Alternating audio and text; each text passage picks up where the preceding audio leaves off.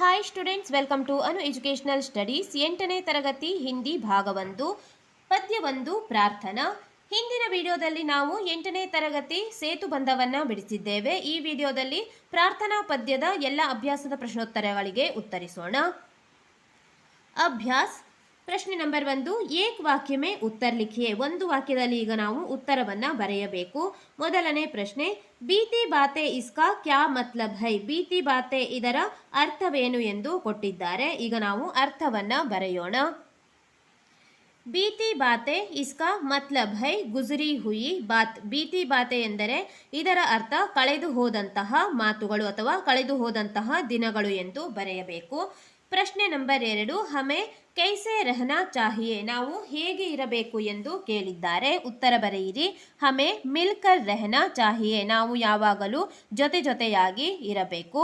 ಪ್ರಶ್ನೆ ನಂಬರ್ 3, ಹಠ ಛೋಡ್ಕರ್ ಹಮೆ ಕಿಸೆ ಅಪನಾನಾ ಚಾಹಿಯೇ. ಹಠವನ್ನು ಬಿಟ್ಟು ನಾವು ಯಾವುದನ್ನು ನಮ್ಮದಾಗಿಸಿಕೊಳ್ಳಬೇಕು ಎಂದು ಕೊಟ್ಟಿದ್ದಾರೆ. ಉತ್ತರ ಹಠ ಛೋಡ್ಕರ್ ಹಮೆ ಸಂಯಮ್ ಅಪನಾನಾ ಚಾಹಿಯೇ. ಹಠವನ್ನು ಬಿಟ್ಟು ನಾವು ಸಂಯಮವನ್ನು ನಮ್ಮದಾಗಿಸಿಕೊಳ್ಳಬೇಕು.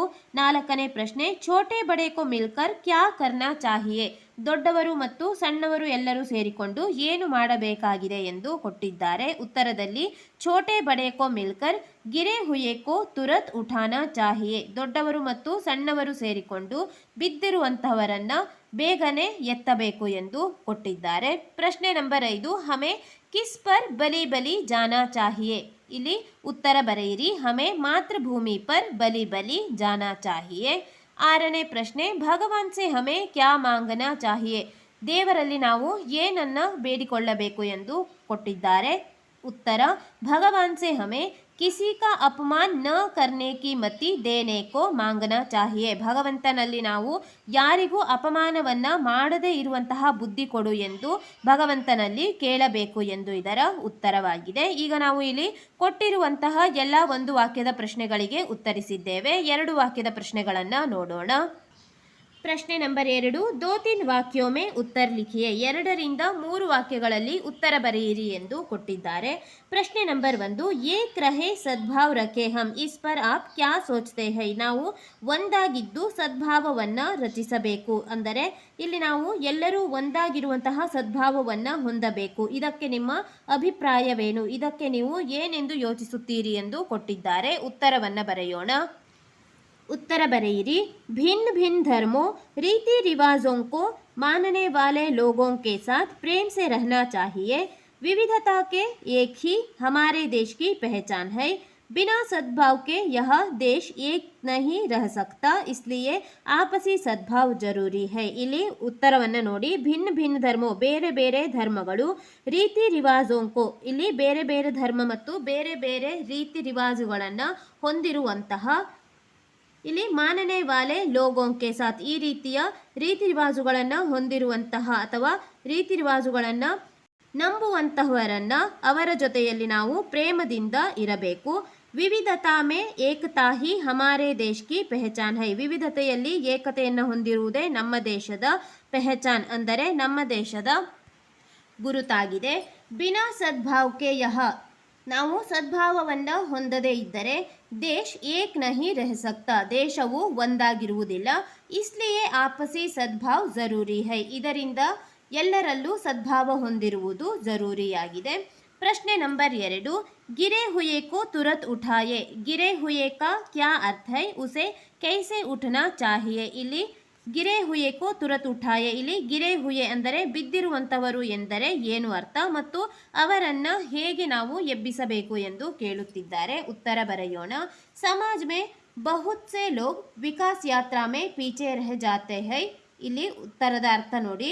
ಸಮಾಜದಲ್ಲಿ ಕೆಲವೊಂದಿಷ್ಟು ಜನರು ವಿಕಾಸ್ ಯಾತ್ರಾ ಮೇ ಅಂದರೆ ಮುಂದುವರಿಯುತ್ತಾ, ಪೀಚೆ ರಹ ಜಾತೆ ಹೈ ಹಿಂದೆ ಉಳಿಯುತ್ತಾರೆ. ಹಮೆ ಉನ್ಕಿ ಸಹಾಯತಾ ಕರ್ನಿ ಚಾಹಿಯೇ. ನಾವು ಅವರಿಗೆ ಸಹಾಯವನ್ನ ಮಾಡಬೇಕು. ನಿರ್ಬಲ್ ಲೋಗೋಂಕಿ ಮದತ್ ಕರ್ನ, ನಿರ್ಬಲ ಜನರಿಗೆ ಸಹಾಯವನ್ನ ಮಾಡುವುದು ಹಮಾರ ಕರ್ತವ್ಯ ಹೋನಾ ಚಾಹಿಯೇ, ನಮ್ಮ ಕರ್ತವ್ಯವಾಗಿರಬೇಕು. ಉನ್ಕಿ ಸಹಾಯತಾ ಕರ್ಕೆ ಊಪರ್ ಉಠಾನಾ ಚಾಹಿಯೇ, ಅವರಿಗೆ ಸಹಾಯವನ್ನ ಮಾಡಿ ಅವರನ್ನ ಮೇಲೆತ್ತಬೇಕು. ಇಲ್ಲಿ ನಾವು ಉಸೆ ಕೈಸೆ ಉಠನಾ ಚಾಹಿಯೆ ಅದಕ್ಕೆ ಉತ್ತರವನ್ನ ಇಲ್ಲಿ ಬರೆದಿದ್ದೇವೆ. ಉನ್ಕಿ ಸಹಾಯತಾ ಕರ್ಕೆ ಊಪರ್ ಉಠಾನಾ ಚಾಹಿಯೆ ಈ ರೀತಿಯಾಗಿ ಉತ್ತರವನ್ನ ಬರೆದುಕೊಳ್ಳಿ. प्रश्न नंबर 3 हट छोड़े संयम अपनाए इस वाक्य से क्या अर्थ प्रकट होता है. ಹಠವನ್ನು ಬಿಟ್ಟು ಸಂಯಮವನ್ನು ನಮ್ಮದಾಗಿಸಿಕೊಳ್ಳಬೇಕು, ಇದರಲ್ಲಿ ಏನು ಅರ್ಥ ಪ್ರಕಟವಾಗುತ್ತದೆ ಎಂದು ಕೇಳುತ್ತಿದ್ದಾರೆ. ಉತ್ತರ ಬರೆಯೋಣ. ಇಸ್ ವಾಕ್ಯ का अर्थ ಈ ವಾಕ್ಯದ ಅರ್ಥವಾಗಿದೆ. छोटी छोटी बातों के लिए झगड़ा नहीं करना चाहिए. ಸಣ್ಣ ಸಣ್ಣ ಮಾತುಗಳಿಗೆ ನಾವು ಜಗಳವನ್ನ ಮಾಡಬಾರದು. ಹಠ करने से किसी भी समस्या का समाधान नहीं निकलता है. ಹಠವನ್ನು ಮಾಡುವುದರಿಂದ ಯಾವುದೇ ಸಮಸ್ಯೆಗೆ ಸಮಾಧಾನ ಸಿಗುವುದಿಲ್ಲ. ಫಲಸ್ವರೂಪ್ ಸಮಾಜ್ ಮೇ ದ್ವೇಷ ಬಡ್ತಾ ಜಾತಾ ಹೈ. ಇಲ್ಲಿ ಫಲಸ್ವರೂಪವಾಗಿ ಅದರಿಂದ ಸಮಾಜದಲ್ಲಿ ದ್ವೇಷದ ಭಾವನೆಯು ಜಾಸ್ತಿ ಆಗುತ್ತದೆ. ಇಸ್ಲಿಯೇ ಹಮೇ ಸಂಯಮ ರಖನಾ ಚಾಹಿಯೆ. ಇದಕ್ಕಾಗಿ ನಾವು ಸಂಯಮವನ್ನು ನಮ್ಮದಾಗಿಸಿಕೊಳ್ಳಬೇಕು. ಇಲ್ಲಿ ನಾವು 2ರಿಂದ 3 ಪ್ರಶ್ನೆಗಳಿಗೆ ಉತ್ತರಿಸಿದ್ದೇವೆ. ಪ್ರಶ್ನೆ ನಂಬರ್ 3 ನಮೂನೆ ಕೆ ಅನುಸಾರ ತುಕಾ ವಾಲೆ ಶಬ್ದ ಲಿಖಿಯೆ. ಇಲ್ಲಿ ನಮೂನೆ ಅಂದರೆ ಉದಾಹರಣೆಯಂತೆ ನಾವು ಇಲ್ಲಿ ಕೊಟ್ಟಿರುವಂತಹ ಪದಗಳಿಗೆ ಉತ್ತರವನ್ನ ಬರೆಯಬೇಕು. ಅಪನಾಯೆ ಬಿಸರಾಯೆ. ಇಲ್ಲಿ ನೋಡಿ ತುಕಾ ವಾಲೆ ಶಬ್ದ ಎಂದರೆ ಪ್ರಾಸಪದಗಳು. ಅಪನಾಯೆ ಇದರ ಪ್ರಾಸಪದ, ಬಿಸರಾಯೆ. ಈಗ ನಾವು ಪದ್ಯದಲ್ಲಿ ನೋಡಿ ವಿಚಾರೆ, ಉಠಾಯೆ, ಅಪಮಾನ್ ಈ ರೀತಿಯ ಪದಗಳಿಗೆ ಪ್ರಾಸಪದಗಳನ್ನು ಬರೆಯೋಣ. ವಿಚಾರೆ ಇದರ ಪ್ರಾಸಪದವನ್ನ ನೋಡಿ. ವಿಚಾರೆ ಇದರ ಪ್ರಾಸಪದ ವಾರೆ ಆಗಿದೆ. ಮತ್ತು ಉಠಾಯೆ, ಉಠಾಯೆಯನ್ನು ನೋಡಿ. ಉಠಾಯೆ ಇಲ್ಲಿದೆ. ಉಠಾಯೆ ಇದರ ಪ್ರಾಸಪದ ಮಿಲ್ಜಾಯೆ.